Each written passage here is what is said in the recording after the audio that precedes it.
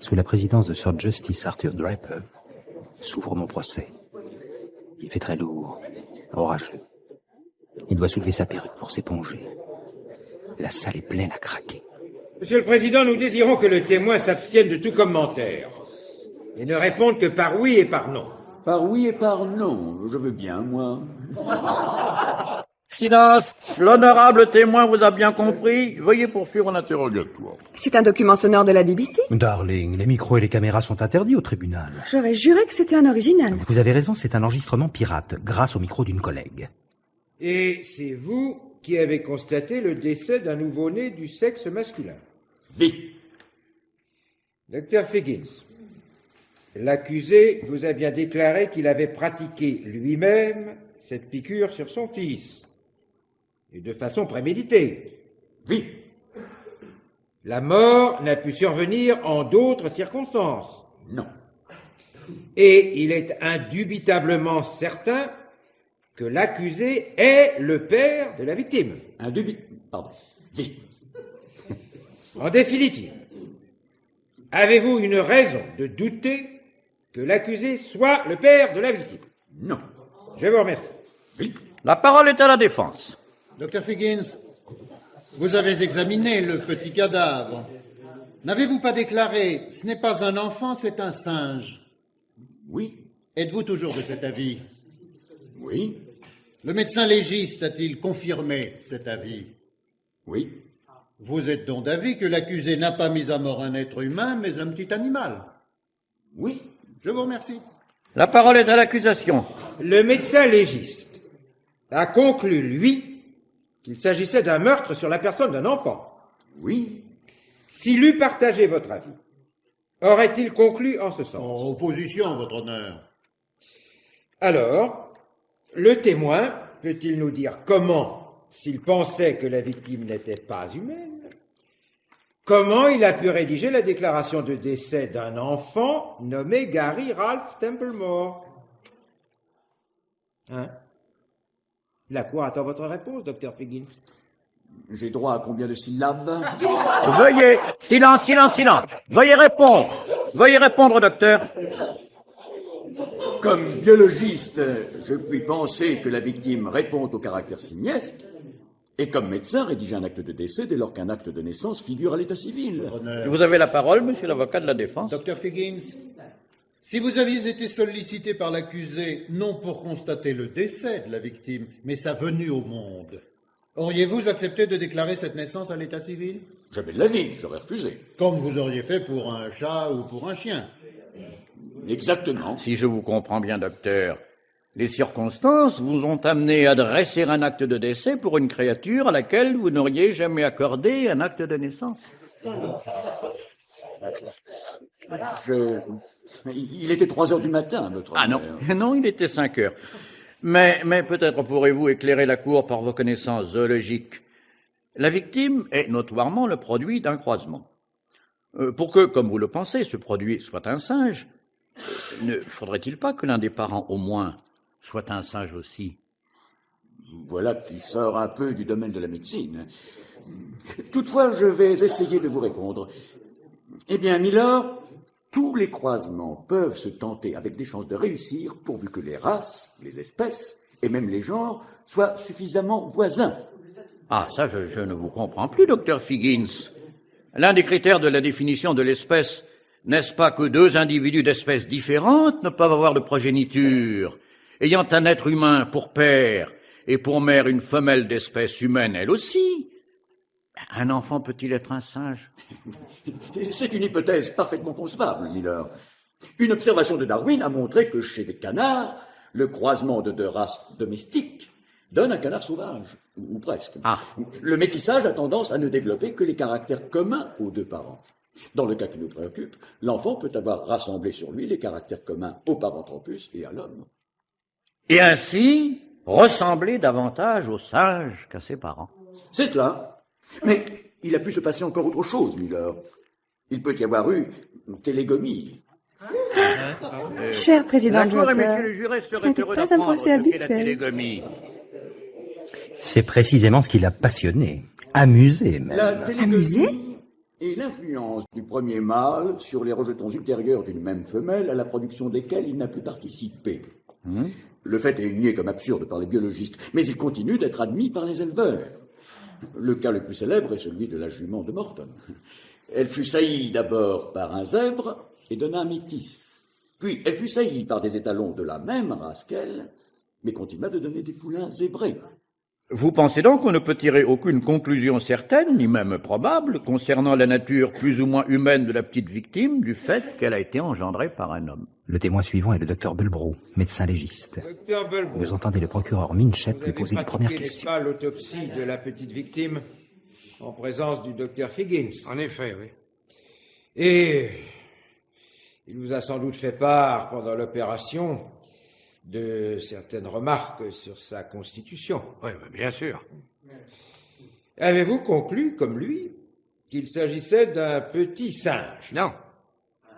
Non, sinon il n'y aurait pas eu de procès. C'est ce que je voulais vous faire dire. Vous n'avez donc pas retenu ces remarques? Si, ça ne veut rien dire. Beaucoup d'enfants à la naissance présentent des malformations. Au cours de votre carrière, vous en aviez déjà relevé de semblables?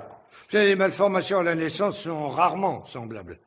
Elles sont plus fréquentes qu'on ne croit et au cours de ma vie déjà longue, je n'ai que trop constaté d'infanticide sur des enfants plus ou moins abusivement prétendus monstrueux. Oui, et à votre avis, est-ce le cas dans l'affaire qui nous occupe? Ah oui, ça pourrait être le cas, oui. Vous avez donc conclu que c'était un petit enfant? Non. Comment non? Alors qu'avez-vous conclu? Que la victime était morte à la suite d'une dose mortelle de chlorhydrate de strychnine. Mais si ce n'était pas un singe, Oui. c'était donc un enfant. Vous avez bien conclu dans un sens ou dans l'autre. Mais je n'avais rien à conclure de ce genre. Par exemple, mais pourquoi? Mais parce que le rôle du médecin légiste n'est pas de se prononcer sur une question semblable. Enfin, pourtant, vous avez transmis le résultat de l'autopsie au tribunal de police en vue de constituer le dossier pour meurtre. Bien entendu. Mais il ne peut y avoir de meurtre sur un singe. Il fallait bien que vous eussiez conclu qu'il s'agissait d'une victime humaine. Non? Ah non. Moi, je n'ai à répondre que sur ce qu'on me demande. La cause de la mort, un point, c'est tout. Le reste, regardez la police, mais pas pour moi. C'est bien la première fois que je m'entends répondre une chose pareille. Oui, c'est bien aussi la première fois qu'on se trouve devant un cas pareil. Puis-je dire un mot, milord? Certainement. Docteur Bulbrough, monsieur le président du jury va vous poser une question. Le témoin veut-il dire que lui, médecin légiste de son état, il ne sait pas faire la différence entre un homme et un singe? Et vous pouvez nous le dire? Hein, pouvez nous le dire ce que c'est qu'un homme, comme ça, simplement? Comment? Mais évidemment. Et il n'y avait qu'à regarder dans l'encyclopédie. Je l'ai fait, moi. Ah ouais. Ah oui. Et alors? Et voici la définition. Homme. Mammifère bimane à station droite, doué d'intelligence et de langage articulé. Vous voyez, c'était pas difficile. Et qu'est-ce que ça nous apprend, ça? Hein? Alors, monsieur voudrait que je lui dise à l'âge de ce ptiot si plus tard il eût été doué d'intelligence et de langage articulé? Ou même s'il aurait pu marcher debout? Mais justement, il ne l'aurait pas pu, puisqu'il n'avait pas de pieds, mais des mains. Bon, ça, un bon orthopédiste aurait facilement corrigé ça. C'était pas une malformation fortuite, docteur, mais une constitution héréditaire. Bon, et après, maître? Le père paraît normalement constitué. Bon, on m'a pas fait voir le reste de la famille. Cependant, le docteur Figgins s'était montré lui absolument affirmatif. Il ne fut pour pas nous dire possible que de c'était tirer un rien de singe. plus du docteur Bulbrough. Le président Draper fit appeler le professeur Knatch, anthropologue notoire. Qu'est-ce qu'il y a? Professeur Knatch. Oui, non, mais c'est Nous idiot, voudrions- tout ça, c'est idiot, quoi. C'est vrai, quoi. Si ces êtres-là sont des hommes, et bien sûr que ce sont des hommes. Ils font du feu, non? Ils marchent debout, non? Là, il y a qu'à regarder leur astragale. Quoi? Vous avez déjà vu des singes avec un astragale comme ça? Mais pour vous le décrire, vous ne comprendriez pas. Non, c'est un os du pied dans la cheville. Et rien que cet astragale, est-ce que ça ne suffirait pas? Hein? Quoi? Ils ont un orteil de singe. Et alors? Nous n'avons pas un appendice? Et ça nous sert à quoi? Il morceau de tympan, quand nous étions poissons des profondeurs, ça nous sert à quoi? Mais vos espèces de tropies devaient encore vivre dans les arbres il n'y a pas longtemps, à peine 4 ou 500 000 ans. Mais maintenant, ils n'y vivent plus. Ils marchent debout, comme nous.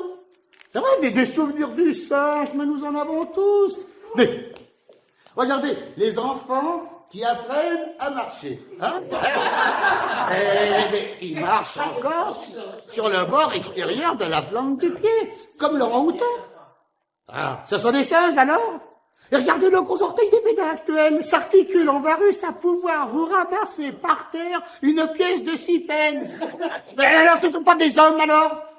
C'est idiot, c'est idiot. Il faudrait d'abord s'entendre sur ce qu'on appelle un homme. Les hommes d'Ngandong, à la fin du tertiaire, qu'est-ce que c'était? Et l'homme de Guinée? Un crâne, comme le vôtre et le mien, votre honneur, sauf votre respect. Mais une mandibule et des dents de gorille. Et l'autre qu'on appelle Schoolsage, avec son tout petit menton, ses tout petites molaires, mais une visière suborbitaire. Oh, comme un casque de pompier. Non, vous n'en sortirez pas. La station droite, voilà l'homme. Par conséquent, la forme de l'astragale dans la cheville, qui soutient tout. Étroit et mince, c'est un singe. Épais et large, c'est un homme. Voilà, c'est simple, non, l'astragale, là. Tout est là, le reste, c'est pas même pas la peine d'en parler. C'est vrai, c'est idiot tout ça. Quoi? Non, mais ouais. Silence. Silence. La défense a-t-elle des questions à poser? Nous souhaitons plutôt entendre tout de suite le professeur Eatons, une sommité, lui aussi, du Collège d'Histoire Naturelle. Bien. Nous vous remercions, professeur. Comment? Non, mais, c'est la... Nous vous remercions. Comment? Non, mais c'est pas la peine de me remercier, quoi. Autant le professeur Knatch était Professeur petit, Eatons, clownesque, vous autant le connaissez témoin les suivant conceptions est de votre grand, confrère, calme, vous observez. souriant, hautain. Partagez-vous son opinion? L'étude du professeur Knatch sur la structure comparée des astragales du chimpanzé et de l'australopithèque d'une femme japonaise et de celle assurément qui font autorité. Il est à craindre cependant qu'il n'en ait tiré des conclusions imprudentes. En fait, j'ai le regret d'assurer la Cour qu'elle vient d'entendre un très grand nombre de sottises. Nous savons bien que le professeur Knatch a le grand Lamarck pour caution. Il suppose en effet que nos ancêtres arboricoles et pédimans auraient lentement muté en bipèdes et bimanes après leur migration hors de leur habitat sylvestre. Mais les index zoométriques dernièrement fournis en anatomie comparée nous montrent au contraire... Oui, monsieur le président du jury. Monsieur le professeur, ne pourrait-il user d'un langage un peu plus accessible aux profanes? Oui, s'il vous plaît. Je préciserai donc le point de vue lamarckien, votre honneur.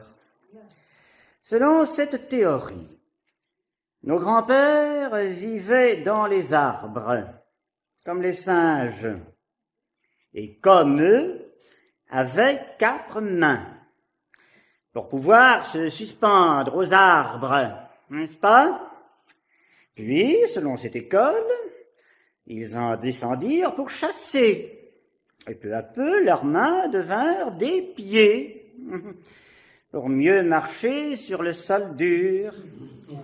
N'est-ce pas? Les pieds épais, avec cet astragale dont le professeur Knatch nous rebat les oreilles, n'est-ce pas? Malheureusement pour lui et pour la théorie de Lamarck, c'est le contraire qui s'est produit. Toutes les recherches récentes sont là pour le prouver. Elles montrent que le pied de l'homme, loin d'être en progrès sur celui du singe, est, tout à l'opposé, beaucoup plus primitif dans son plan et sa structure. Nous le tenons directement des pesants tétrapodes de l'ère tertiaire. En un mot, il est beaucoup plus ancien. Tandis que la podologie du singe, ses pattes de derrière, n'est-ce pas, est apparue beaucoup plus tard, quand ce sont les premiers lémuriens, les Ouistiti, connaissez, qui se sont mis à vivre dans les arbres, à l'inverse précisément de ce que l'on vient de nous dire, n'est-ce pas? Alors il s'ensuit que l'espèce humaine, aux pieds épais comme ceux de ses ancêtres tétrapodes, n'a jamais vécu dans les arbres, contrairement à ce qu'on veut nous faire croire. Et ainsi, les tropies, possédant 4 mains, ne peuvent pas être sur notre lignage.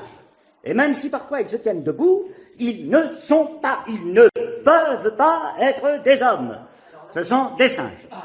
En résumé, Ah. si la Cour vous a bien compris, selon vous, les tropies se trouveraient tout au bout d'une lignée de singes très évolués et non au début d'une lignée humaine encore très primitive. C'est exactement cela, Milord. Ils font du feu, ils taillent la pierre et fument leur gibier. Mais le grand synanthrope en faisait tout autant. Et il suffit d'observer les tropies un moment pour constater que leur instinct répond, comme chez tous les animaux, à tel ou tel stimulus extérieur, et non à la raison logique. Non, voyez-vous, Milord, le nom de Paranthropus qu'on leur a donné leur convient à merveille. Ils ressemblent à des hommes, mais ce ne sont pas des hommes. La Cour autorise-t-elle le professeur Knash à répondre? Mais certainement. Un stimulus? Mais qu'est-ce que c'est que ça, un stimulus? Tout est stimulus. Même la raison logique est un stimulus. Faut bien qu'il vienne de quelque chose, hein, c'est pas le Père Noël, non? Mais quoi? Chimie du cerveau, tout ça. Stimulus, instinct, intelligence, des mots, tout ça. Une seule chose compte, ce qu'on ne fait pas, ce qu'on fait. Faisait du feu, le synanthrope, parce qu'on a trouvé des cendres avec ses os. C'était pas plutôt parce que de vrais hommes l'avaient fait cuire pour le manger. Et puis, après tout, c'était peut-être un homme. Pourquoi pas? Montrez-moi son astragale, hein, il vous le dirait. Bon sang, monsieur le professeur Eaton. Vous n'avez jamais lu Aristote? Qu'est-ce qui fait l'homme? C'est la pensée. Et qui a fait la pensée? C'est l'outil. Et l'outil, c'est la main. Les animaux ne développent qu'un seul outil, ils ne peuvent plus en changer, tandis que la main de l'homme devient griffe, ou pince, ou marteau, ou épée, quelque chose qui la prolonge, quoi, et qui a besoin de la pensée. Et qu'est-ce qui a libéré la main, monsieur le professeur?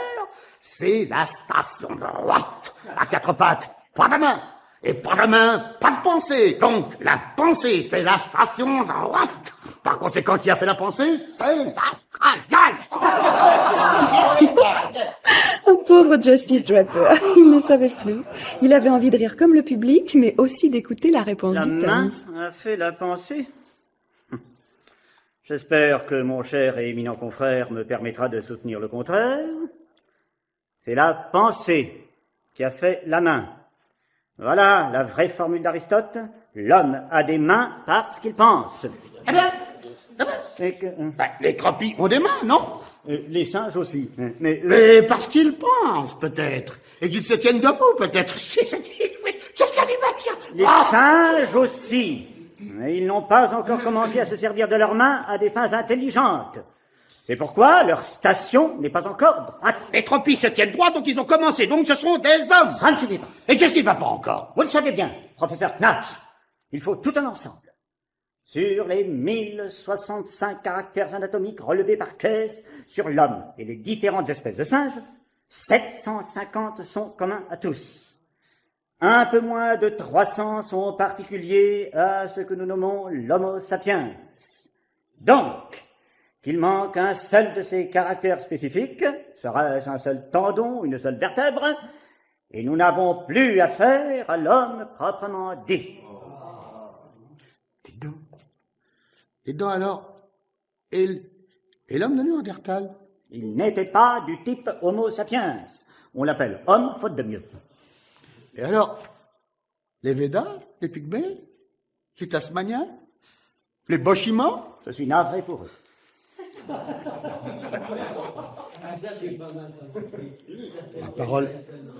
Ma parole, professeur, est-ce que vous ne seriez pas d'accord par hasard avec la thèse infâme de Julius Drexler? Que voulez-vous, l'égalité entre les hommes est sans doute un beau rêve, mais un biologiste n'a pas le droit de rêver, sinon à la rigueur après 8 heures du soir. Et si la zoologie nous montre en définitive que le seul homme véritable, c'est l'homme blanc, s'il doit apparaître que ce qu'on appelle l'homme de couleur n'est pas réellement un homme, assurément, nous le regretterons, mais nous devrons nous incliner. C'est incroyable! C'est la Déclaration universelle des droits de l'homme! Procureur, nous ne pouvons pas, même en vertu des droits de l'homme, changer l'anatomie. C'est donc à l'anatomie qu'il faudra conformer les droits de l'homme. Et si nous avons eu le tort d'émanciper sur de fausses notions les groupes ethniques inférieurs. Monsieur le professeur! Heureusement, l'article du professeur Julius Drexler. Monsieur. Professeur! Monsieur le professeur, vous étiez appelé à témoigner et non à propager dans cette enceinte des théories qui ne seraient que déplaisantes si dans le passé elles ne s'étaient montrées de surcroît criminelles. Vous pouvez vous retirer, la séance est levée. Je ne professe rien d'autre, milord, que la zoologie. Oh, mais il était tétrapède de l'air tertiaire, vous avez regardé le astragale? Au tétrapède de l'air tertiaire, vous n'avez quand même pas prétendre que parce qu'il n'a pas l'astragale, ce sont pas des...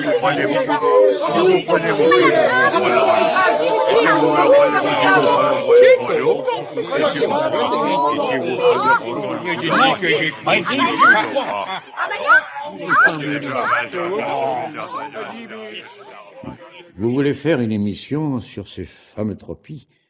Mon cher Douglas, ne croyez-vous pas qu'il en a été déjà suffisamment question? Bien. Je veux bien vous répondre. Qu'est-ce que j'ai fait après cette audience? Voyons. Eh bien, pour la première fois depuis 30 ans peut-être, je n'avais pas envie d'aller à mon club. La lecture de mon Times ne me séduisait pas, ni de retrouver mes vieux amis du club. Il faisait tiède, beau. Oui, l'orage avait fait du bien. Je n'avais pas davantage envie d'aller directement chez moi. J'ai donc décidé de rentrer à pied, le long de la Tamise. Oh oui, mais tout était étrange. Le procès, vous, mon cher ami, les témoins. Les moins étranges étaient peut-être ces braves tropies.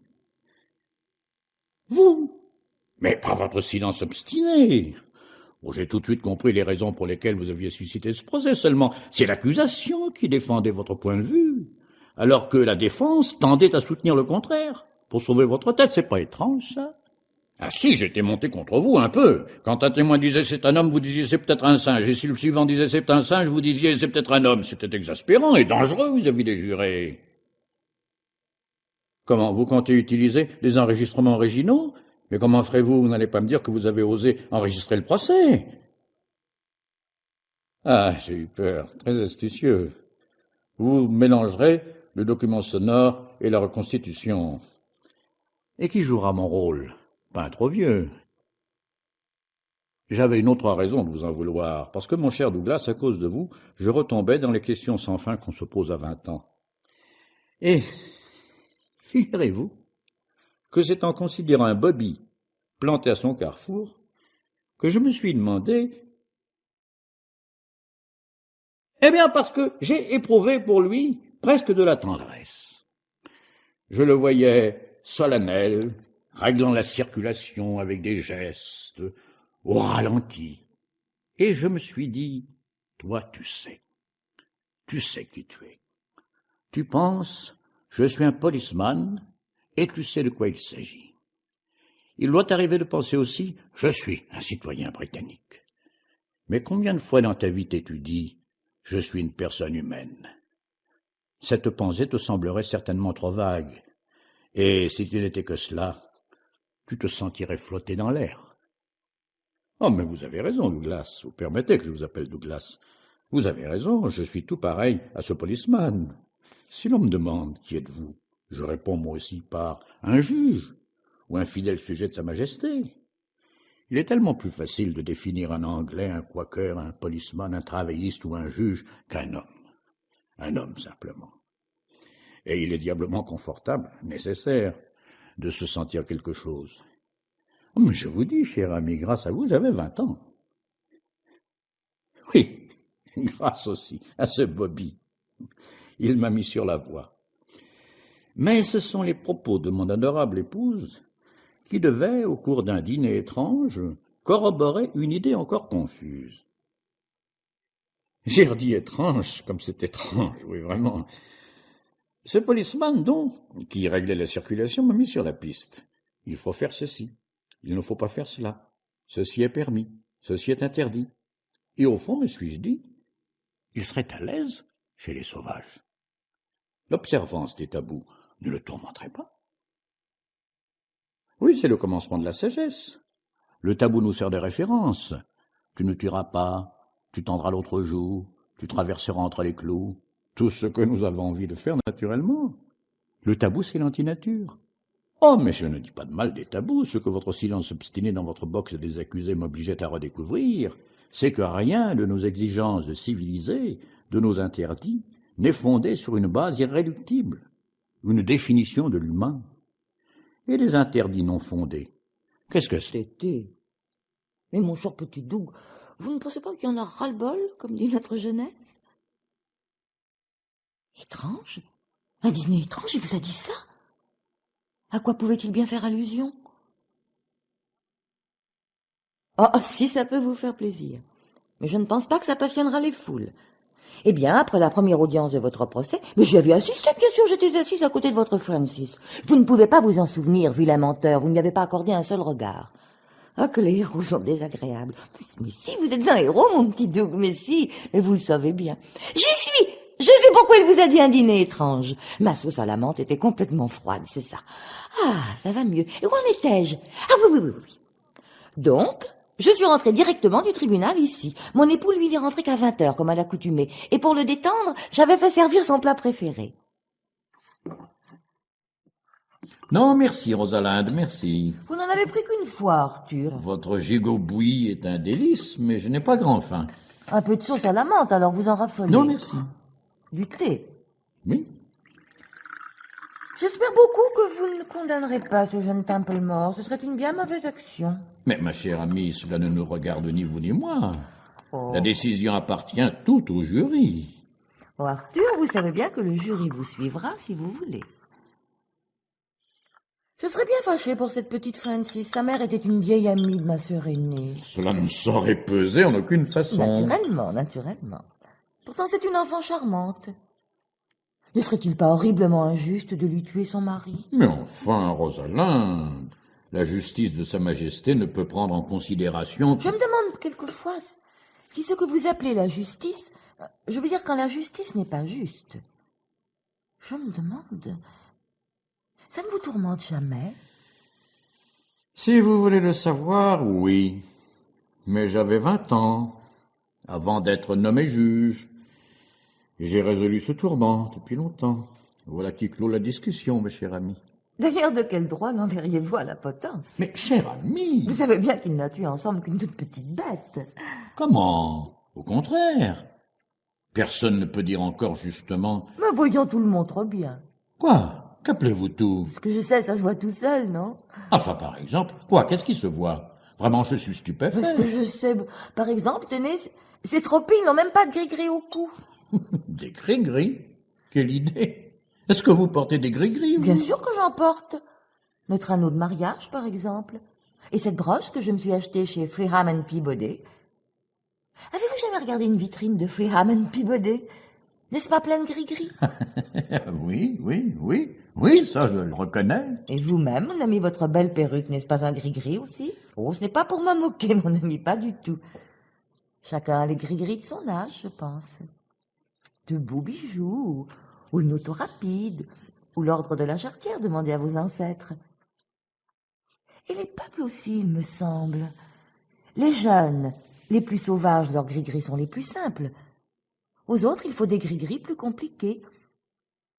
Mais tous en ont, je crois.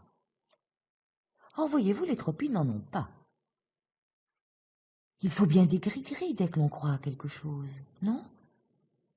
Si on ne croit à rien, enfin, je veux dire, on peut naturellement refuser de croire aux choses admises qu'on vous enseigne à l'école, à l'église, ça n'empêche pas.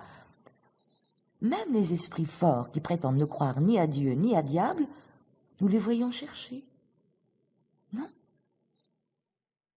Mon pauvre père aurait voulu être yogi. Il en a lu des bouquins, le pauvre, que de gris-gris, toute une bibliothèque. D'autres, c'est la physique, la chimie, ou bien l'astronomie, ou bien ils peignent des tableaux, écrivent de la musique. Ce sont leurs gris-gris, en somme. C'est leur manière à eux de se défendre contre toutes ces choses incompréhensibles qui nous font tellement peur quand nous y pensons. Vous voyez ce que je veux dire? La nuit et les fantômes, l'éternité, la mort, est-ce que je sais? Ce ciel qui n'en finit pas. N'est-ce pas votre avis? Mais si vraiment on ne croit à rien, si on n'a aucun gris-gris, c'est qu'on ne s'est jamais rien demandé. Jamais. Dès qu'on se demande, il me semble, on a peur. Et dès qu'on a peur... Même, voyez-vous, Arthur, ces pauvres êtres tellement sauvages que nous avons vus à Ceylan l'autre hiver, tellement sauvages et arriérés qui ne savent rien faire, pas même compter jusqu'à 5, à peine parler, qui se nourrissent de vers et de vermine, ils ont quand même des gris-gris. C'est donc qu'ils croient à quelque chose. Et s'ils y croient, eh bien c'est qu'ils se sont demandé, je ne sais pas ce qu'il y a dans le ciel ou ailleurs, dans la forêt, les montagnes, la mer, enfin, des choses auxquelles ils pouvaient croire. Vous voyez, même ceux-là, ces pauvres brutes, se le sont demandé. Alors si un être ne se demande rien, mais là, vraiment rien, rien du tout, enfin, vous ne pouvez pas ainsi. Même un idiot de village se demande si... Ah, mais je bavarde. Vous m'avez dit des choses singulières, ma chérie. Elles me feront réfléchir, je crois. Vous le ferez acquitter, n'est-ce pas? J'aurais tant de peine pour cette petite. Encore une fois, ma chère, seul le jury a qualité. Bien entendu, bien entendu. Je peux débarrasser cette table? Vous fumerez votre pipe ici? Oui. Les Tropis n'ont pas de tabou. Ils ne dessinent pas, ils ne chantent pas. Ils n'ont pas de fête ni de rite. Pas de danse, pas de sorciers. Ils n'ont pas de gris-gris. Ils ne sont même pas anthropophages. Peut-il exister des hommes sans tabou? Oh, vous n'avez même pas touché à ma sauce à la menthe.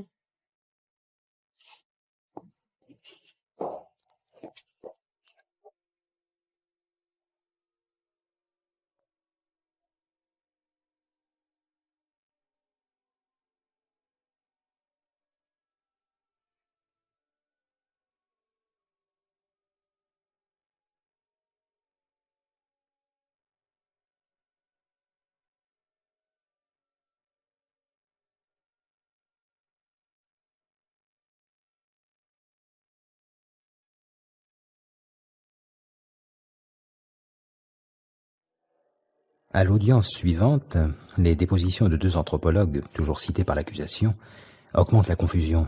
S'ils sont bien d'accord pour classifier les Tropis dans l'espèce humaine, ils le sont pour des raisons tellement opposées que maître Jameson, mon avocat, et moi, nous en tenons à l'efficacité d'un silence jugé narquois par le président Draper, qui me le reproche sèchement. Et puis vient le moment où mon avocat fait citer 2 psychologues.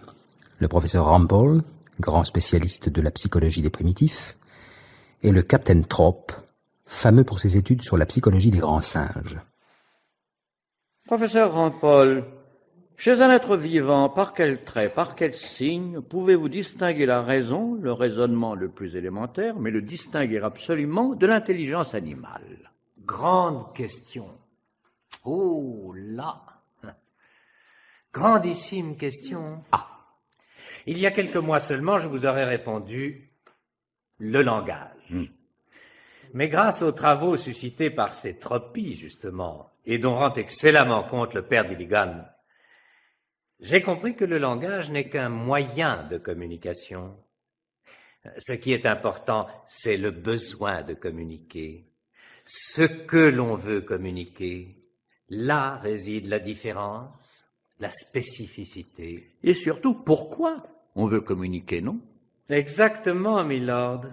Non, le langage, je ne pense pas que nous parvenions à grand-chose de ce côté-là. Il me semble préférable de nous en tenir à des faits contrôlables, comme ceux que révèle l'analyse des diverses synapses cérébrales. Dans l'ensemble, ces liaisons sont dénombrées avec assez d'exactitude. Il convient donc, à mon avis, d'appeler humain tout être dont le cerveau comporte la totalité des synapses dénombrées, et animal celui dont le cerveau ne les comporte pas. Car ce nombre de liaisons est identique chez tous les êtres de même espèce, quel que soit leur âge, leur sexe, leur race, leur intelligence. Non. Non, ça serait trop facile. Des différences, il y en a, et de grandes. Mais l'on pourrait fort bien décider de la quantité et de la qualité des liaisons nécessaires pour appartenir à la société humaine. Ne serait-ce pas une base de classification arbitraire, voire spécieuse? Comment échapper à ce cercle vicieux? Peut-être en concluant que la psychologie, pas plus que la zoologie, n'est apte à définir précisément où se trouve indiscutablement la frontière qui sépare la bête de l'homme. Je crains fort que vous ayez raison, milord. Une dernière question, professeur. Professeur, il n'est pas, je crois, une seule tribu sur la surface du globe, dans l'île la plus reculée, au fond du plus vaste désert, dont vous n'ayez étudié les moindres aspects psychologiques. En avez-vous rencontré une qui n'est point le gris-gris?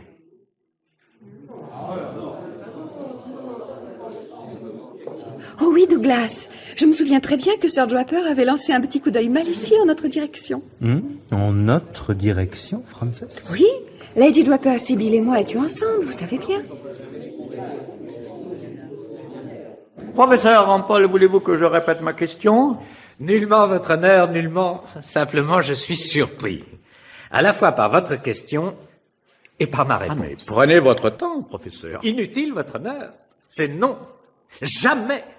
Aussi loin que je cherche, toutes les tribus possèdent un ou des gris-gris. Et à quoi attribuez-vous cette constance? Et cette constance ne serait-elle point, par conséquent, un trait spécifiquement humain? Oui, comme l'aptitude à créer des mythes. Et ne peut-on attribuer cette constance à ces liaisons cérébrales présentes chez l'homme seul? Le peut-on? La curiosité existe chez beaucoup d'animaux. Mais ils ne portent pas de gris-gris. Non, c'est vrai. Ce n'est donc pas la même espèce de curiosité. Ils ne se sont pas posé les mêmes questions. C'est vrai. L'esprit métaphysique est propre à l'homme. L'animal ne le connaît pas. Aucun animal n'a-t-il jamais montré trace de cette inquiétude métaphysique? Je ne crois pas. Cela dépasse mon domaine, mais à première vue, non. L'animal n'est pas capable d'abstraction. Deuxième témoin de l'audience. Les grands singes pas capables d'abstraction? Mais ils en sont parfaitement capables, my lord. Comme vous et moi. Oui, je sais. Je connais le professeur Rampol. Rampol, capitaine propre Rampol. Mais je sais, oui. Ces gens-là prennent les animaux pour des imbéciles. Vous n'avez pas lu ma communication sur les expériences de Wolf? Il avait offert à ses chimpanzés un distributeur de raisins secs qui fonctionnait avec des jetons. En un rien de temps, ils ont su s'en servir. Il a compliqué le jeu. Il leur a offert un distributeur de jetons. Les singes l'ont fait marcher et ont porté aussitôt les jetons dans le premier appareil. Nouvelle complication. Wolf ferme l'appareil au raisin. Eh bien, ces chimpanzés ont fait provision de jetons pour le jour où l'appareil refonctionnerait. Monnaie et avarice. C'est pas de l'abstraction? Et le jeune orang-outan de Furness qui disait « Papa » à toute personne qui s'approchait de lui, sauf aux femmes. C'est pas de l'abstraction? Furness a même essayé de lui apprendre notre article « The ». Ça, c'était de l'abstraction pure, non? Et l'animal y est parvenu? Non, il est mort avant. Ah, ce n'est pas pour m'étonner. Ce n'est pas pour m'étonner. J'ai quantité d'amis français, ma foi fort intelligents, qui mourront aussi, je le crains, avant d'y arriver. Mais, en fait, silence. En fait, je vous ai mal posé ma question. Avez-vous jamais observé chez les singes, ou appris qu'on eût observé chez eux, un rudiment d'esprit métaphysique? L'esprit Oui. Métaphysique. Qu'entendez-vous par là? Eh bien, l'inquiétude, la peur de l'inconnu, le désir d'une explication, la capacité de croire à quelque chose. Oui. L'esprit métaphysique. En d'autres termes, avez-vous connu des singes qui eussent des gris-gris? Mais qu'entendez-vous par là? J'en ai connu qui aimaient des objets comme un bébé aime son ours. Il jouait et dormait avec. J'ai connu une jeune guenon à Calcutta qui ne s'endormait jamais sans avoir dissimulé sa modestie avec une sandale verte dont elle ne se séparait jamais. Mais des gris-gris... Non. Et d'ailleurs, pourquoi voudriez-vous qu'ils eussent des gris-gris? Ils vivent avec la nature, en la nature. Ils n'ont pas peur d'elle. C'est bon pour les sauvages d'avoir peur, de se poser des questions idiotes, au lieu de se contenter d'exister tels qu'ils sont, comme les singes, tels que Dieu les a faits. Ce sont des anarchistes. Hein, tout. Des révoltés jamais contents. Pourquoi voudriez-vous que mes braves chimpanzés se posent des questions stupides? Hein? Des grues, c'est pour ça. Ça va, merci pour eux. Et vous, capitaine Trop, vous ne vous posez pas des questions non plus. Mais je suis un bon chrétien, monsieur le président, je crois en Dieu et tout ce qui s'ensuit. Hein, pourquoi voudriez-vous que... Me prenez-vous pour un sauvage? Je vous avoue, capitaine, que nous ne vous prenons pour quoi que ce soit. Puis c'est au tour de mes amis de déposer. Les malheureux ne savaient comment faire pour ne pas me charger, bien sûr, mais aussi pour laisser leur chance à nos tropies. Monsieur Cosberg Grimm, s'il vous plaît. Oui, excuse-moi. Monsieur Grimm. Oui, alors? S'il vous plaît. Ah bon, pardon. Si vous voulez venir. C'est bien vous, monsieur Grimm, qui dirigiez l'expédition. Oh, une expédition, qui l'a dirigée, non. Donc, vous savez, moi, en dehors de mes... Enfin, disons plutôt... Enfin si vous voulez... Vous partiez à la recherche du Paranthropus erectus. Comment? Non, mais non, nous ne sommes pas idiots. Non. Pourquoi dites-vous cela? Non, mais parce qu'il aurait fallu être idiot. Pour espérer les découvrir? Ah non, seulement pour y penser. Pourtant, vous les avez trouvés. Mais non, non. Dites que c'est eux qui sont venus se fourrer dans nos pattes. Vous auriez l'idée, vous, de chercher des gens qui n'existent pas? Pas même une chance sur des millias? Pour qu'ils existent? Mais non, pour qu'on les trouve. Parce que tous ces lascars-là avaient disparu depuis plus d'1 million d'années. Tous les tropies? Mais non, le synanthrope, ou l'australopithèque, l'homme de Java, le zinjanthrope, est-ce que c'est... Il y en a des tas. Alors que cherchiez-vous? Où ça? En Nouvelle-Guinée. En Nouvelle-Guinée, une mandibule. Hein? Oui. Une mandibule fossile. Oui. Non, moi je cherche des mandibules, n'est-ce pas? Mais oui, je cherche des mandibules, j'ai déjà bien assez de travail avec ça. On a repéré déjà plus de 250 sortes de mandibules, la plupart en petits morceaux. Alors vous comprenez, hein? Que voulez-vous que j'en fasse, moi, des fossiles vivants? Ils nous ont compliqué la tâche, après c'est tout. D'abord, nous n'avions même pas retrouvé l'endroit. L'endroit des tropies? Mais non, de la mandibule. On s'est trompé de forêt vierge. Oui, ça arrive à tout le monde. Mais ça, c'est la faute de Pop. Il ne pensait qu'à ses papes. Non, s'il vous plaît, tâchons de procéder par ordre. Oui. Moi, vous savez, je ne suis pas un orateur. Pop, c'est le père d'Eligan, un excellent... Si Bill n'a pas été cité, elle avait répondu dans le même sens durant l'instruction. Après le chirurgien Williams, c'est au tour de Krebs, toujours interrogé par l'accusation. Vous connaissez parfaitement les papous, professeur. N'avez-vous pas retrouvé chez les tropies quelques-unes de leurs habitudes? Bien entendu, monsieur le procureur. Ah, enfin. Et même aussi des nôtres. Nous vous écoutons, professeur. Mais ça ne prouve rien. Les singes aussi font des choses étonnantes. Tenez, le rire, c'est peut-être bien le propre de l'homme. Ça n'empêche pas le chimpanzé de se fendre la pêche jusqu'aux oreilles. Et quoi encore? Ah, oui! On a dit que les tropies enterrent leurs morts.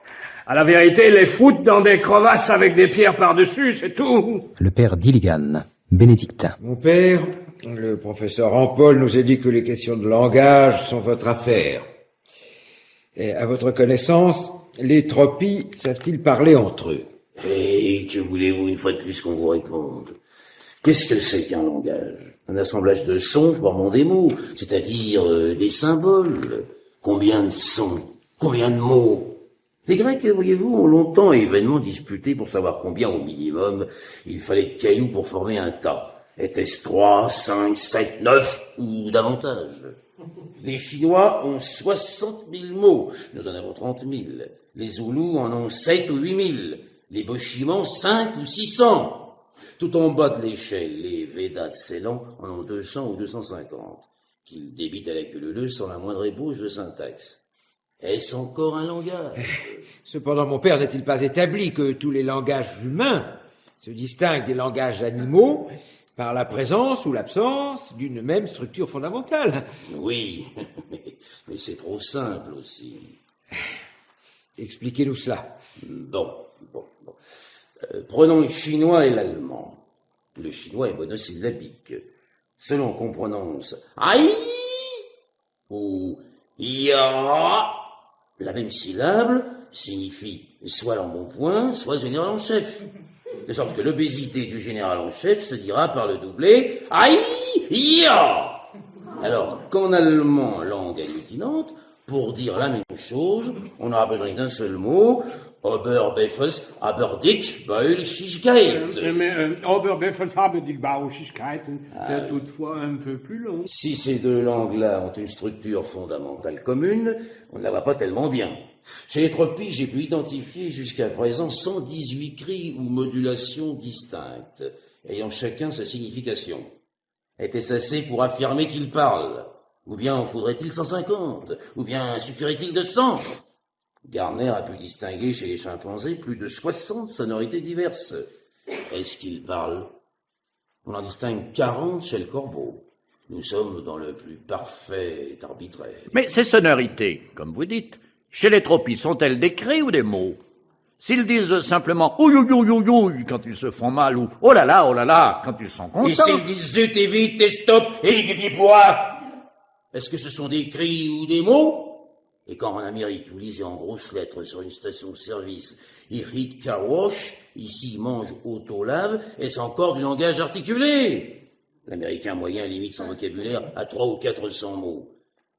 Il vaut donc 10 corbeaux ou 6 orang-outans? Les tropies, je vous l'ai dit, usent de modulations parfaitement distinctes, liées à des significations au moins aussi précises. Tenez, voulez-vous des exemples? Ça veut dire attention, danger. Où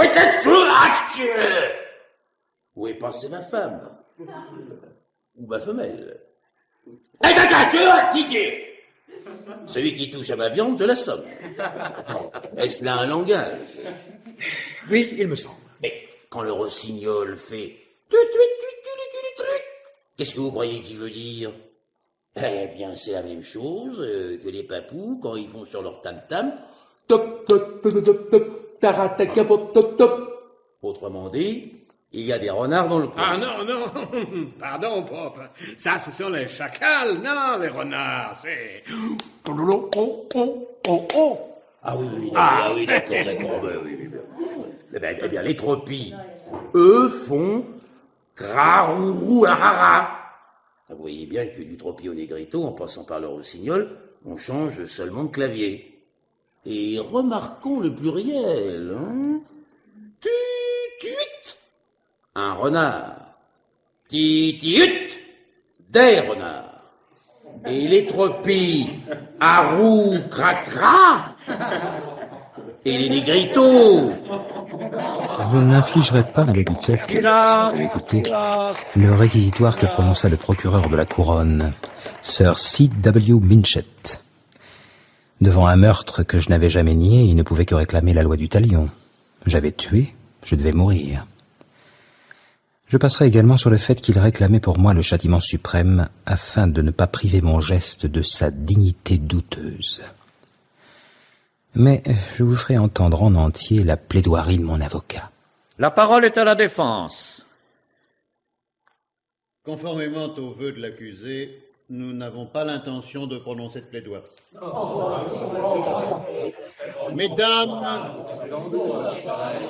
Mesdames, messieurs du jury, notre attitude est claire. La vôtre doit l'être tout autant.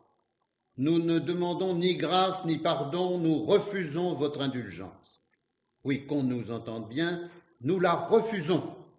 Mais nous exigeons de vous le minimum auquel nous avons le droit de prétendre, le sérieux de la réflexion. C'est pourquoi, Milord, nous nous permettons de vous adresser une requête. Nous avons été brefs, la Cour pourrait être tentée, profitant de l'heure ainsi gagnée, de faire rendre le verdict dès ce soir. Nous pensons toutefois qu'une nuit de méditation pourrait porter de meilleurs. Que la réponse de Sir Arthur m'a semblé longue à venir. Et pas qu'à moi. Sibyl croisait les doigts pour conjurer le mauvais sort, Lady Draper essayait... Sibyl superstitieuse? Je l'aurais jamais cru. Et Lady Draper essayait d'accrocher à nouveau le regard de son époux. Oh, il était bien trop préoccupé. Après ce que venait de lui dire mon avocat, devait-il poursuivre l'audience ou l'interrompre? Et vous, mon chéri? Moi? Oui. Ne pensiez-vous qu'à fuir mon regard? Vous me le pardonnerez. Je cherchais à lire mon sort dans un autre regard. Maître Jameson, votre requête n'est pas recevable, le procès continue. Et maintenant, résumons les débats pour des jurés attentifs jusqu'à l'ankylose. En conclusion, nous pensons, comme l'accusation, que le doute ne peut pas résider dans les faits eux-mêmes qui sont ce qu'ils sont. Le tropis est ce qu'il est. Comme la couronne, nous pensons donc que si le doute existe, il réside seulement dans une confusion compréhensible après tant de disputes entre tant de savants. Mais nous pensons, comme la défense, que vous ne pouvez condamner l'accusé sans être certain que le troisième point soit éclairci, la nature humaine de la victime, singe ou être humain. Sans certitude sur ce point, il est à craindre que vous ne commettiez, quelle que soit votre sentence, une erreur tragique et sanglante. Mesdames et messieurs les jurés, il vous reste à délibérer et à répondre par oui ou par non à la question « L'accusé est-il coupable ?» L'audience est suspendue. 1 heure plus tard, le président du jury, un papier dans les mains, s'adresse à la cour. Il est à peine moins blanc que son papier. Aux 2 premières questions, l'accusé a-t-il mis à mort la victime et la mise à mort a-t-elle été délibérée? Le jury répond sans doute raisonnable, oui. Mais pour la 3e question, alors là, on n'est plus du tout d'accord. Si les tropis sont des hommes. Oui, votre honneur. Plus exactement, nous n'en savons fichtre rien. Sans doute. Eh bien, mais nous souhaiterions... La Cour pourrait-elle nous dire ce qu'elle en pense exactement? Ah, c'est tout à fait impossible et illégal. La Cour pourrait peut-être simplement nous rappeler de l'homme, quoi, sa définition. Pas celle du dictionnaire, bien sûr, non, la définition légale, juridique. Il n'y en a pas. Elle n'existe pas. Mais juridique? Non. Légal? Pas davantage. Mais enfin, ce n'est pas possible. La Cour concède que c'est étrange, quoique assez conforme à l'esprit de notre pays. Ni en Angleterre, ni ailleurs? Nulle part, pas même en France, où pourtant tout est codifié, défini, y compris le propriétaire de l'œuf que la poule va pondre dans le champ du voisin. Mais c'est incroyable. Enfin, depuis si longtemps que les hommes existent, on n'a jamais... Parce qu'enfin, si on ne sait pas exactement... Enfin, je veux dire, si on ne s'est pas au moins mis d'accord sur nous, quoi... Comment diable peut-on s'entendre? C'est peut-être en effet pourquoi l'on s'entend si mal. Mais nous nous égarons. Il faut rendre votre verdict dans 40 minutes, si vous ne voulez pas recommencer demain.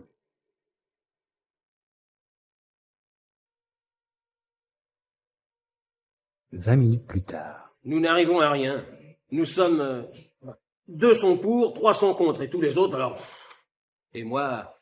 Alors moi, je suis tout à fait perdu. Insistez auprès de vos collègues. Ils doivent se décider. Vous avez aujourd'hui encore 10 minutes.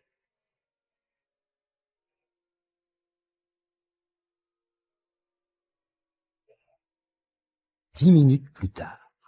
Je vous écoute, monsieur le président des jurés. Nous décidons décidément que nous ne pouvons pas nous décider. Nous vous laisserons donc une nuit de méditation. Vous serez entre-temps logé et nourri. C'est tout à fait inutile. Nous nous déclarons hors d'état de juger. La Cour, dans ces circonstances, est au regret de devoir relever le jury de la charge qui lui incombait. Le procès est donc reporté à une prochaine session devant un nouveau jury. L'audience est terminée.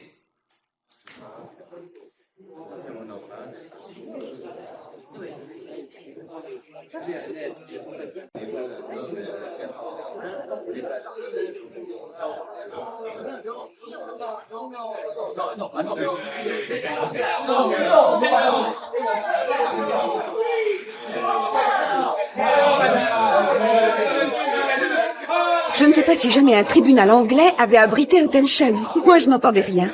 Il paraît que tu as levé les bras comme un boxeur déclaré vainqueur sur un ring. C'est vrai, chérie?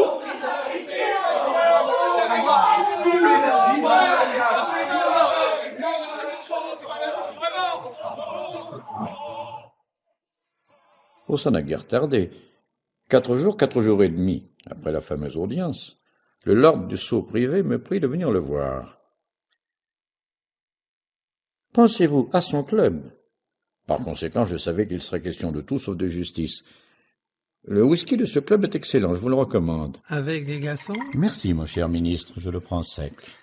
Comme moi, mon cher Draper, comme moi. Et avez-vous parcouru la presse étrangère? Oh, pas même notre Times. Ces derniers temps, j'ai été... Oui, précisément. Tropie or not tropie. Chicago Daily Post. À Paris, tropie soi qui mal y pense.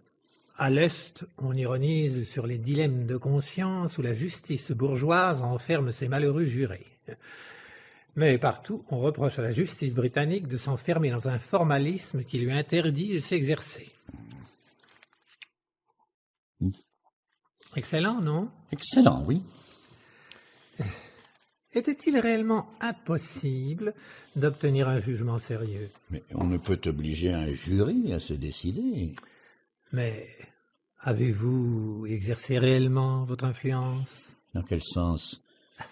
Pour faire rendre un jugement? Un jugement dans quel sens? Oh, c'est certainement pas à moi. Ni à moi. Vous n'auriez pas aimé, je suppose, la loi paternaliste instaurée en France sous l'occupation allemande, qui faisait diriger les débats des jurés par le président du tribunal? Certainement.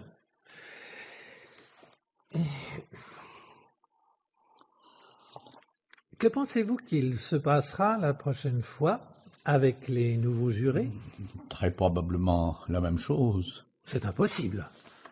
Enfin, c'est impossible. J'ai reçu la visite de mon homologue du ministère du Commerce. Il m'a dit, enfin, je vous fais part de notre conversation à titre amical, mon cher Draper, purement amical. Il va de soi que votre charge, enfin, vous ne pouvez pas entrer dans des considérations, mais enfin, on s'inquiète beaucoup dans certains milieux. Vous n'ignorez pas les projets australiens sur les tropies. Eh bien, c'est une heureuse coïncidence que l'intérêt de notre grande industrie textile s'identifie avec la thèse du ministère public. Thèse tout à fait humanitaire, n'est-ce pas? Et même si votre impartialité vous empêchait d'y adhérer pleinement, il est hautement souhaitable que les tropies soient tenues pour des êtres humains, n'est-ce pas? Ce pourrait l'être. Ce pourrait l'être, mais à une condition. À la condition que cette qualité ne puisse plus être mise en doute. Expliquez-vous. Pour que le prochain jugement soit susceptible de porter ses fruits, il faut que le jury dispose d'une définition légale claire et précise de la personne humaine. Mais certainement. Je ne vois pas où réside la difficulté. Cette définition n'existe pas. Mais comment est-ce possible? Whisky? Volontiers, oui, volontiers. Mais alors, que me conseillez-vous? Oui, mesdames et messieurs les députés, il appartient à l'Angleterre, après avoir enseigné au monde la démocratie, de lui apporter une fois de plus la première pierre d'un monument sublime, celui du droit international de la personne humaine. Trop souvent, ce qui est un crime pour les uns est tenu à honneur pour les autres. Il n'y a pas si longtemps que les nazis nous l'ont dit, à Nuremberg. Trop souvent, aujourd'hui même, les droits de l'homme sont écrasés par le droit du plus fort. Et à l'heure où je vous parle, de nouveaux crimes se préparent. Que dis-je? Se commettent déjà. Or, voici que nous, loyaux députés de Sa Majesté, sommes choisis par la Providence, si nous nous sentons à la hauteur de cette tâche, pour apporter aux hommes divisés une définition légale, constitutive et première de ce qui distingue l'homme de l'animal. La grandeur de cette tâche, mesdames et messieurs les députés, condamne la pusillanimité. Il faut oser! Si l'on faisait en tout ce que veut la coutume, l'on ne balayerait pas l'antique poussière du temps, et l'erreur montagneuse s'élèverait trop haut pour que puisse pointer l'œil de la vérité. Shakespeare.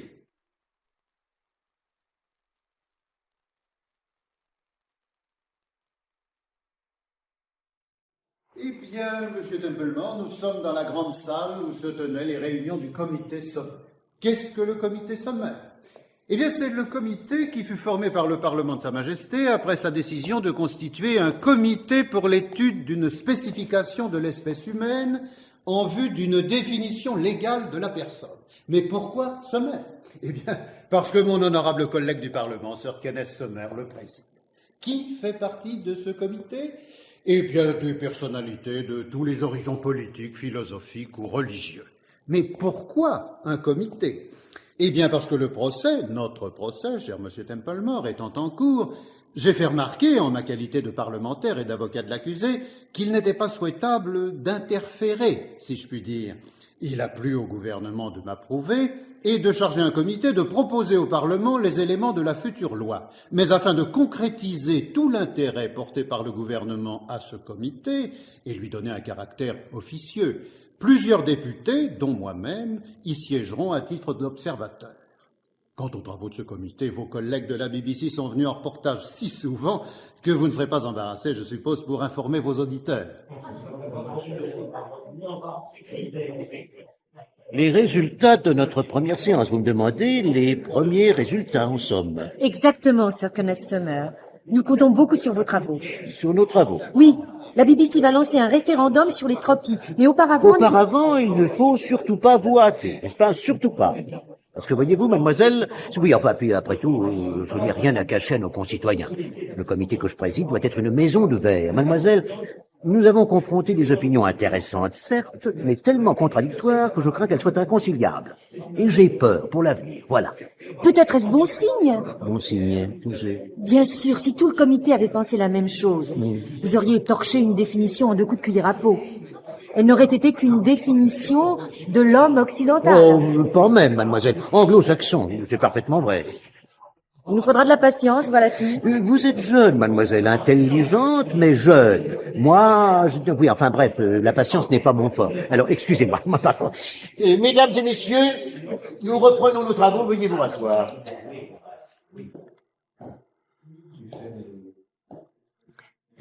Calmez-vous, Frances, chérie. Oh, Douglas, comment?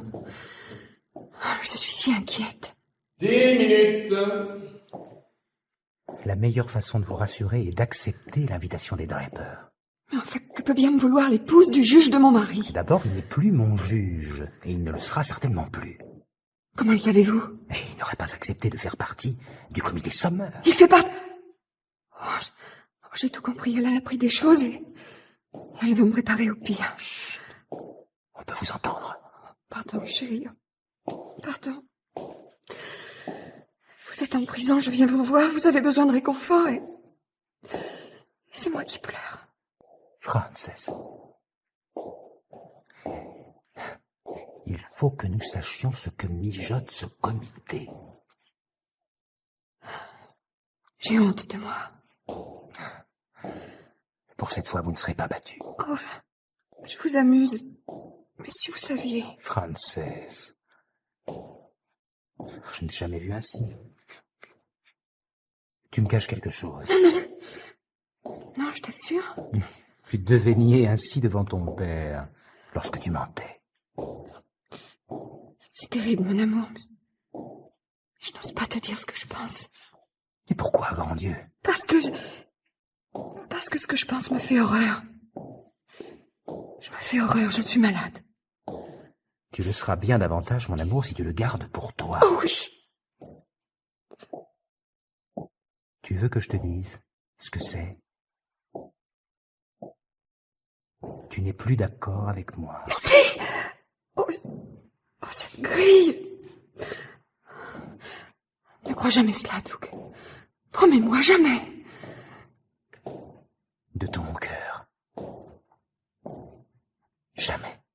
Tu sais que je t'aimerais et t'admirerais toujours autant, quoi qu'il arrive. Et même encore plus si on décidait que... Mais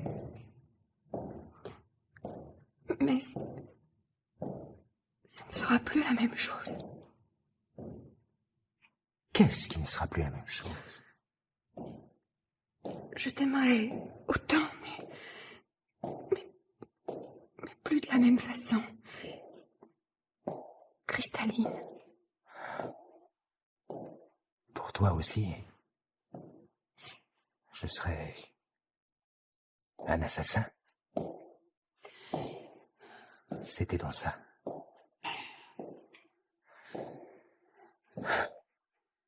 C'est drôle. Moi, non. Toi, non? Même si les tropies sont des hommes? Même. C'est comme si pendant la guerre, j'avais tué un Allemand de Prusse orientale et qu'on me dise « Oui, mais aujourd'hui, c'est un Polonais. » En fait, c'est un allié que vous avez tué. Je saurais que ce n'est pas vrai. Si les hommes décident que tu as tué un singe, ou s'ils décident que tu as tué un homme, moi, je ne pourrais pas m'empêcher de penser comme eux. Les visites sont terminées. Douglas! Vous m'en voulez? C'est assez beau, au fond. Beau? Oui. Oui, c'est confus chez moi, mais ça montre qu'au fond, un meurtre, ça n'existe pas.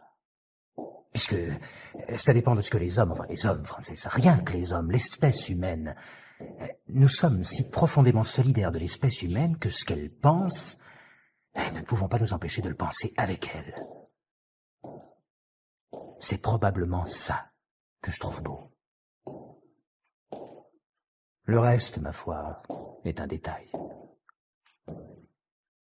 Si je te vois m'aimer d'une façon moins cristalline, comme tu dis, j'en souffrirais. Mais j'aurais dû savoir que c'était dans le contrat. Douglas, mon amour. C'est terminé depuis longtemps, madame. Il faut partir. Serez-vous rentré pour le thé, Arthur? J'en doute, mon ami. Non? Je parie que vous vous rendez encore à une de ces assommades réunions du comité Summer. Et assurément. Laisserez-vous encore longtemps ces stupides escargots se tâter les cornes l'un l'autre? Je ne puis guère les bousculer, ma chérie. Douglas disait à sa femme l'autre jour... Qui disait à qui? Arthur, vous m'avez parfaitement compris. Rosalind, quel est déjà votre lointain lien de parenté avec la femme de cet infanticide? Cessez de me taquiner, Arthur. Vous savez très bien que ma cousine et moi-même, nous nous rencontrons parfois par le plus grand des hasards. Je vous disais donc que Francis m'a raconté que pour Douglas, la lumière avait jailli lors du procès. Ah, il est bien le seul. Elle m'a parlé de deux savants, mais les Ne noms, serait-ce moi... pas professeur Rampol et Captain Trop? C'est cela même, enfin je ne suppose. Francis m'a bien rapporté leurs propos, mais je n'ai rien compris. Mais pourtant vous y étiez, ils ont dit tous les deux comme vous, les hommes portent des gris-gris, les animaux n'en portent pas. Ça peut être une distinction décisive. J'ai dit ça, moi, monsieur idiot. C'est comme si on disait... Il n'existe pas d'espèce animale qui aille chez le coiffeur. L'homme y va. Donc, ce qui distingue l'homme de la bête, c'est qu'il va chez le coiffeur. Mais ce serait moins sot que vous ne le dites, si on creusait un peu. Mais disons que l'homme se pose des questions. La bête ne s'en pose pas. Qu'en savez-vous? Disons, l'homme paraît se poser des questions, la bête ne le paraît pas. Et puis je vais être en retard. Oui, sauvez-vous. Je demanderai à Francis qu'elle se fasse expliquer cela par Douglas et elle me le répétera. De mieux en mieux, vous ne préférez pas m'accompagner carrément au comité. Dieu m'en préserve. Je ne plaisante qu'à moitié. Vous en savez plus que... Je préfère de loin aller au zoo voir mes gentils troupiaux. Entre nous, vos escargots du comité feraient bien m'imiter. Ont-ils seulement jamais vu, de leurs yeux vus, un seul tropie? Rosalind, c'est vous qui devriez être juge. Alors, si vous prenez mon... Si vous prenez mon...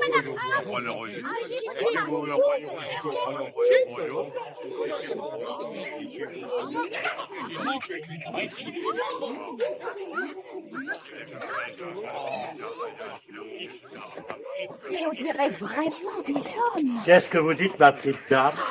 Et ils parlent. Ah, pardonnez-moi, mademoiselle. Celui-là, c'est un gardien.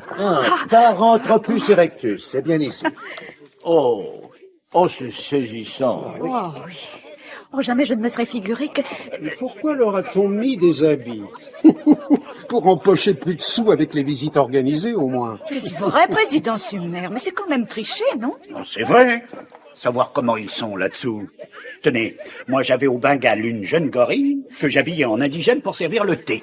Eh bien, aucune de nos ladies n'a jamais pris garde à la différence. Ça ne m'étonne pas de ces mijaurés. Moi non plus. Et que serait-ce si au lieu d'un gorille, ça avait été un de ces tropies? Oh, c'est vraiment saisissant. On croirait avoir affaire à des hommes véritables. Ah non, non, monsieur le pasteur. Des hommes, c'est impossible. Et pourquoi donc? Regardez leurs oreilles. De gentilles oreilles, je le veux bien, mais quand même. Toutes ces paires d'oreilles. Ça n'a rien d'humain. Je crois... C'est comme pour leurs pieds, avec ces chaussures.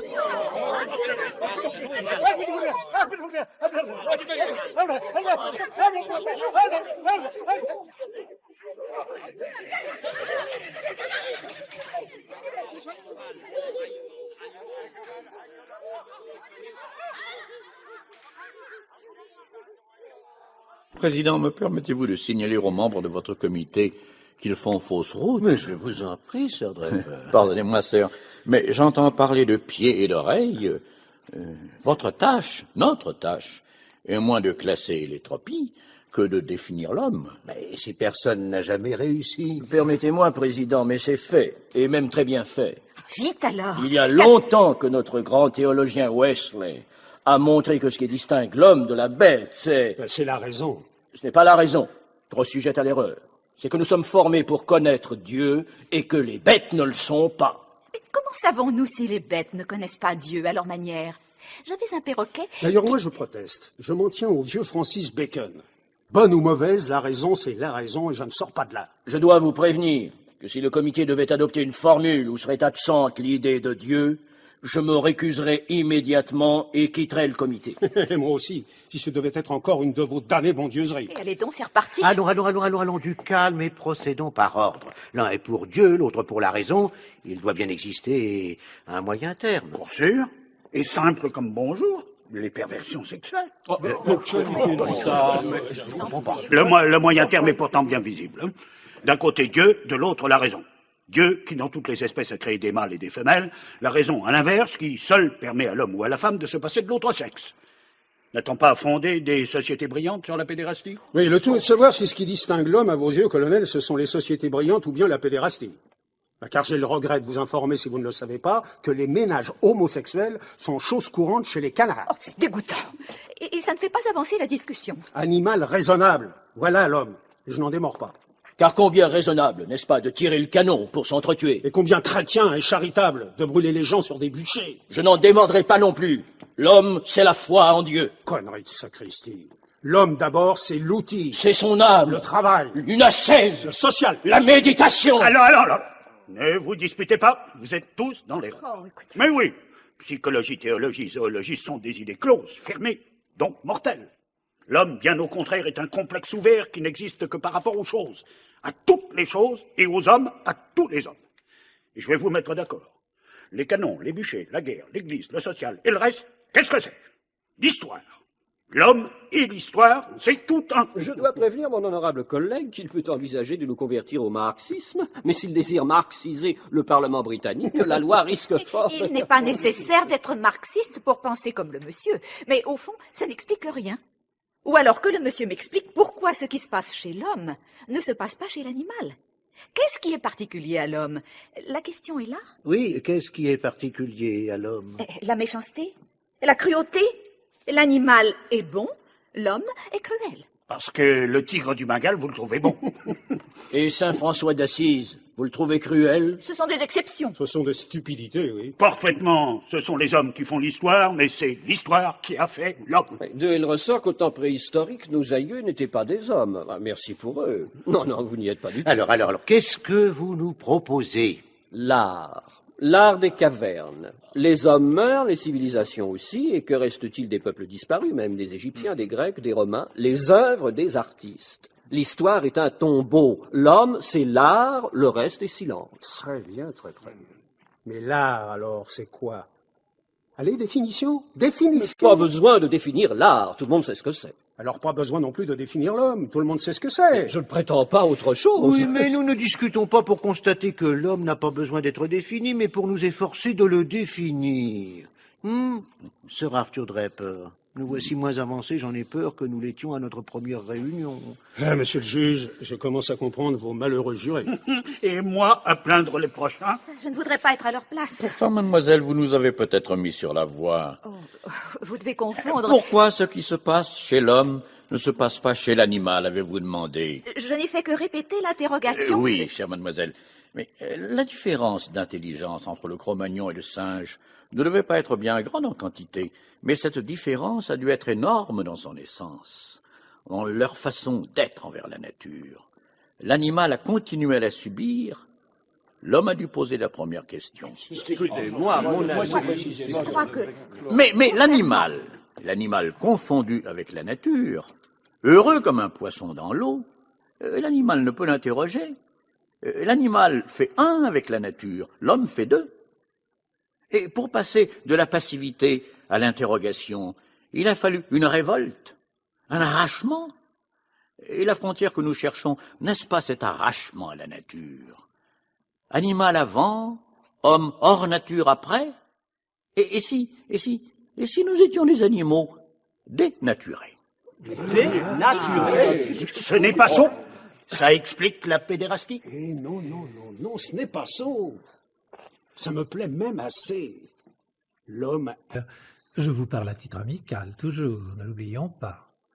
Mais nos députés n'aiment pas du tout votre définition de l'homme. Laissez-les crier, mon cher ministre, pourvu qu'ils votent votre loi. Mais ils ne la voteront pas, notre loi. Et que lui reproche-t-il? De ne rien expliquer. Bien au contraire. Et surtout... Rien expliquer, excusez-moi, mais vraiment. Cela explique simplement que l'animal n'ait besoin ni de fable ni de gris-gris. Il ignore sa propre ignorance, tandis que l'esprit de l'homme arraché, isolé de la nature et plongé dans la nuit et l'épouvante, il se voit seul, abandonné, mortel, ignorant tout. Unique animal sur terre qui ne sait qu'une chose, c'est qu'il ne sait rien, pas même ce qu'il est. C'est pourquoi il invente les mythes, les religions, les tabous, les dieux. Dieu, peut-être. Et whisky? Il est toujours aussi excellent, merci. Merci. Mais je vous ai interrompu. Et surtout, disiez-vous? Vous les inquiétez. Moi, Seigneur? Vous prêchez la révolte, mon cher. Comment? Mais oui, avec votre contre-nature. Dénaturé. Oui, pardon. En plus, votre idée n'est pas simple, aisée à retenir. Mauvais, ça. Bref, un Parlement ne peut voter une loi qui dirait « plus vous serez en opposition à la nature ou en révolte contre la société ». Oui, c'est ce que vous dites, mon cher Draper. Plus vous deviendrez un homme. Plus vous serez contre nous, mieux ce sera.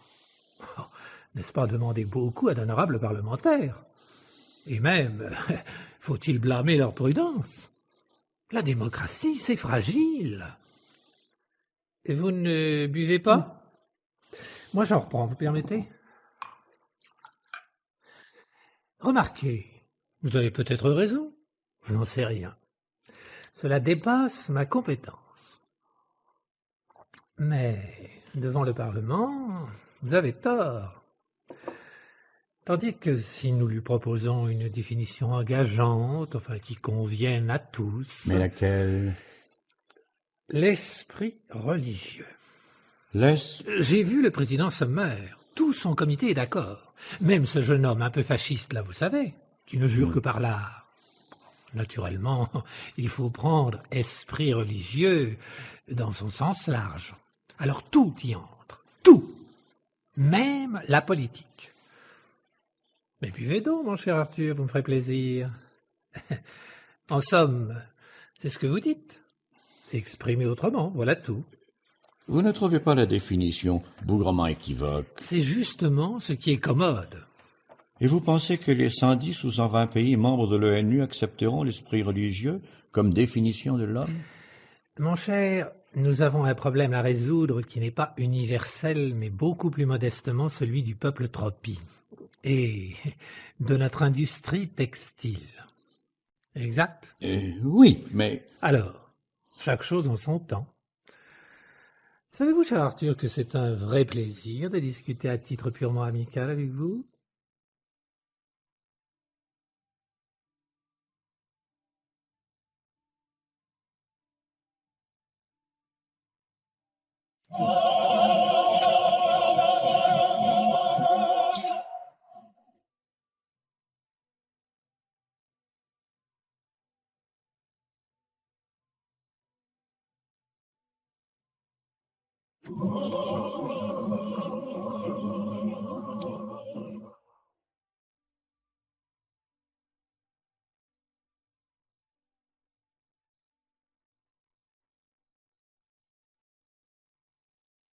Voulez-vous, mesdames et messieurs les députés, voulez-vous que nous passions au vote? Et pourquoi voter, monsieur le ministre? Une pareille loi s'accepte par acclamation. Et n'oubliez pas les tropies. Ni les textiles anglais. Nous n'oublions ni les uns ni les autres. Un procès va se rouvrir pour les premiers, et mon souci de nos intérêts économiques n'est plus à démontrer. Je relis donc le texte de la loi qui vous est proposé. Article 1. L'homme se distingue de l'animal par son esprit religieux. Article 2. Les principaux signes d'esprit religieux sont, dans l'ordre décroissant, la foi en Dieu, la science, l'art et toutes leurs manifestations, la politique, les langages, les philosophies diverses et toutes leurs manifestations, le fétichisme, les totems et les tabous, la magie et toutes leurs manifestations, le cannibalisme rituel et ses manifestations. Article 3. Tout être animé qui montre un seul des signes mentionnés à l'article 2 est admis dans la communauté humaine, et sa personne est garantie sur tout le territoire du Commonwealth par les diverses stipulations figurant dans la Déclaration universelle des droits de l'homme. Voilà. Voulez-vous passer au vote? Vive l'Angleterre! God save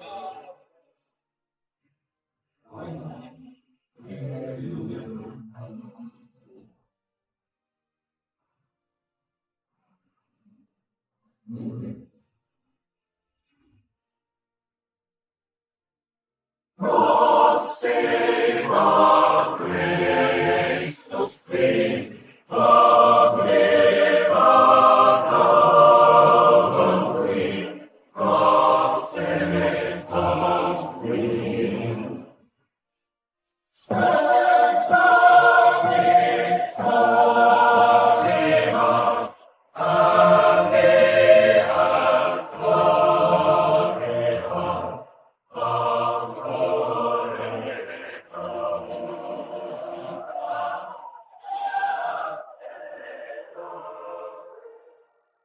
Mais je vous assure... Non, mademoiselle, non. Non, permettez, président Schumer. C'est le sérieux des travaux de notre comité qui lui a valu l'honneur de se voir confier une nouvelle tâche, une nouvelle question. Les tropies sont-ils des hommes? Il ne s'agit donc pas de s'adonner à la sensiblerie, mais parfaitement. Mais vous avez raison, Président. Nous avons un texte de loi pour nous guider à présent, sacrebleu. Et alors? Les tropies croient-ils en Dieu? Non. Sont-ils scientifiques, artistes? Non. Fétichisme, tabou, politique, rite funéraire, rien. Ils ne se mangent même pas entre eux. Je n'ai pas entendu dire que les tropies possédassent un art rupestre. Non, l'humanité est un club très fermé, il n'y entre pas qui veut.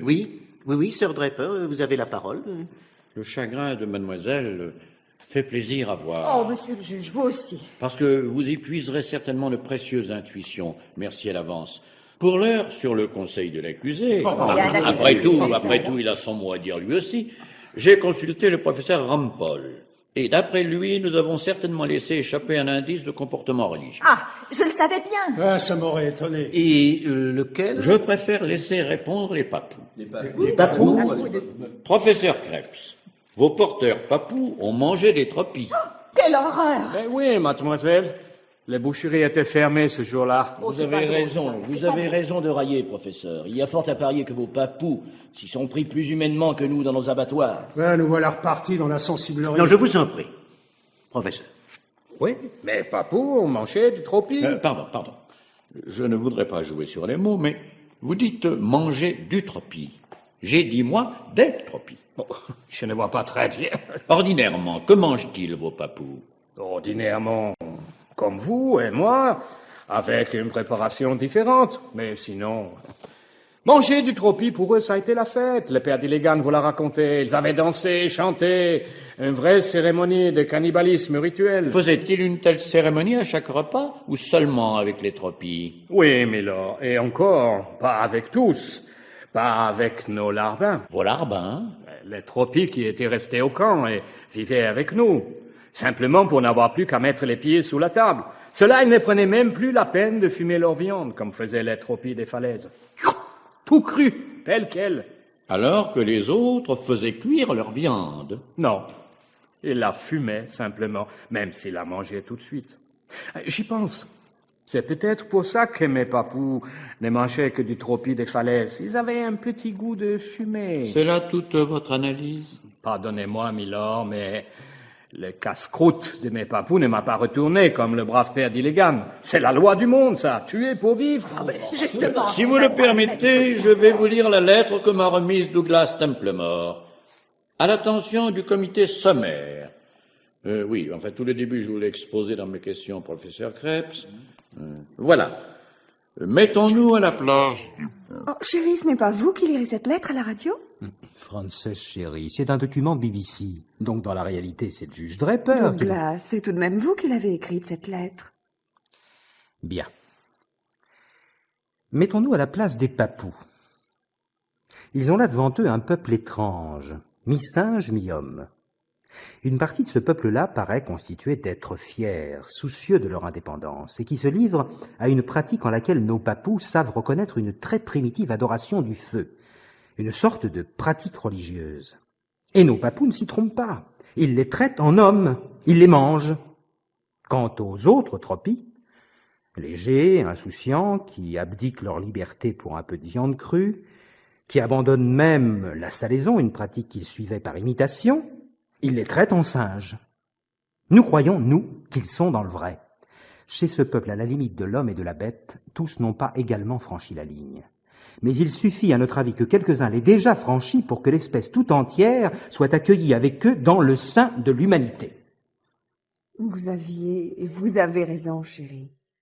Et combien d'entre nous auraient été capables de la franchir, cette fameuse ligne, sans y être quelque peu aidés? Mais vous ne vous préparez pas, Frances? Nous allons être en retard chez les Draper. Mais je veux écouter la fin de votre émission. La fin? Mais vous venez de l'entendre. Vous ne trouvez pas bien de finir par cette lettre? Oui. Et le deuxième procès? Puisque je présente Et termine l'émission, l'auditeur comprend, même s'il ne s'en souvient déjà plus, que j'ai été acquitté, et que les esclavagistes australiens en ont été pour leurs frais, non? Au grand soulagement des textiles anglais. Ne l'oublions pas. Croyez-moi, il faut rappeler que si vous avez été acquitté, c'est grâce... C'est un peu grâce à tout le monde. Il y avait quand même un risque, non? Je ne pouvais pas être condamné pour un meurtre, enfin pour un délit commis avant l'existence de la loi sanctionnant ce délit. Une loi n'a pas d'effet rétroactif. Oui, bien sûr. J'ai tout de même eu très peur. Je connais quelqu'un qui a très peur en ce moment même. Oui, chérie. C'est Mrs. Rosaline Draper qui tremble de devoir servir froide sa délicieuse sauce à la menthe.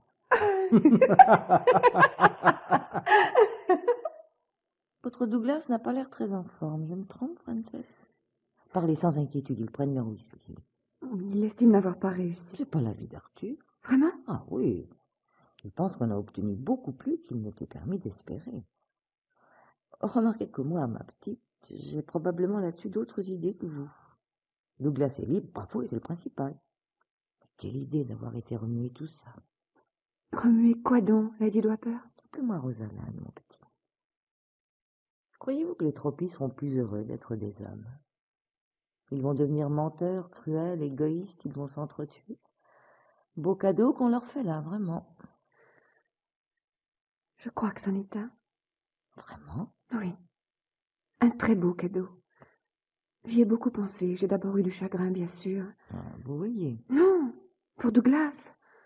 On l'a acquitté, mais c'est quand même un meurtrier. C'est vous qui pensez ça? Oui.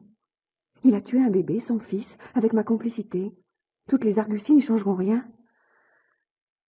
J'en ai pleuré nuit après nuit d'abord. J'ai un parrain qui avait écrasé un enfant qui s'était jeté sous ses roues. Je ne peux plus voir mon parrain. Vous me trouvez affreuse, non? Vous me surprenez un peu, je l'avoue.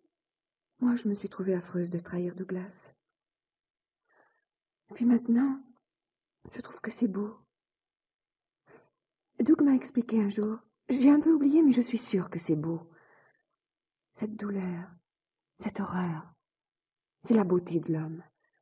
Les animaux sûrement sont plus heureux qu'ils ne les ressentent pas. Mais Je ne troquerai pas pour un empire cette douleur, cette horreur, et même nos tueries, contre leur inconscience et leur bonheur. Contre leur bonheur inconscient. Après tout, moi non plus. L'affaire des Tropies nous a du moins appris une chose. L'humanité n'est pas un état à subir. C'est une dignité à conquérir. Je sais maintenant. Je sais que l'histoire humaine n'est pas un conte sans queue ni tête, plein de fureur et de sang, et raconté par un idiot. Et ce dîner, Oh, Rosalinde, Arthur, vous m'avez fait peur. c'est que je compte sur votre repas pour redonner du tonus à notre journaliste. Moi, je n'y suis pas parvenu. Allons-nous, tout cela ne sera bientôt plus qu'un mauvais souvenir. Bientôt, Lady Draper. Votre mari m'a montré, j'ai lu les journaux, c'est déjà oublié. Quand il ne tombe pas purement et simplement dans la calomnie. Non, calmez-vous, Doc chéri. Mais enfin, Darling, pas un journal politique, scientifique ou religieux qui tente de parfaire la définition. Je vous l'ai dit, Douglas, ce serait trop beau de mourir pour une cause tout à fait juste. La dignité du combat de l'homme réside même dans ses chutes, dans ses échecs. C'est la dualité humaine, c'est la condition humaine. Et que me reste-t-il à faire? Mais alors continuez, mon vieux. Comment, vous voulez qu'il recommence hein? Douglas, non, quelle idée. Je veux dire qu'il continue à se battre comme journaliste, comme écrivain. Ah, l'écrivain, c'est ma Frances. C'est vrai que vous écrivez, mon petit, j'aime beaucoup d'ailleurs. Eh bien, fabriquez-nous un roman chez les Tropies. Mais oui, vous avez dit des choses très très délicates tout à l'heure, Frances, très féminines. Je suis certaine que vous apporterez sur ce problème un point de vue tout à fait original. D'ailleurs, je suis persuadée d'une chose. Si c'était vous, Francis, qui aviez eu maille à partir avec la justice, tout se serait passé différemment. Oh, riez, Voilà. riez. Vous m'agacez prodigieusement tous avec votre définition de l'homme, toujours de l'homme. Pourquoi pas de l'être humain, de la personne humaine, le monde est misogyne, voilà. C'est un combat pour vous aussi, cher Douglas. Vous qui aimez les causes impossibles, donnez sa vraie place à la femme. Pour l'heure, j'aimerais que ma place soit à table. Oh, c'est vrai, tout va être froid. Oh, c'est sans importance, Lady Draper. Frances et moi raffolons de la sauce à la menthe froide. C'est vrai? Frances. Qu'est-ce qu'il y a de vrai, Rosalind? Mais c'est affreux, je n'en ai pas fait.